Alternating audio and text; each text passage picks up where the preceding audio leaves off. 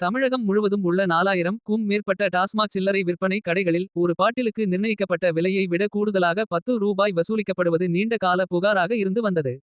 தற்போது தமிழக வெற்றி கழகம் ஆட்சி பொறுப்பேற்றுள்ள நிலையில் முதல்வர் விஜய் அவர்களின் அறிவுறுத்தலின்படி அனைத்து மண்டல மேலாளர்களுக்கும் மிக கடுமையான சுற்றறிக்கை ஒன்று அனுப்பப்பட்டுள்ளது.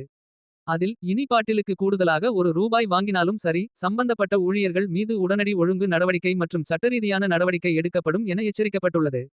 ஏற்கனவே முதற்கட்டமாக மக்கள் நடமாட்டம் அதிகம் உள்ள கோவில்கள், பேருந்து நிலையங்கள் மற்றும் கல்வி நிறுவனங்களுக்கு அருகில் இருந்த 717 கடைகளை மூட அரசு உத்தரவிட்டிருந்தது.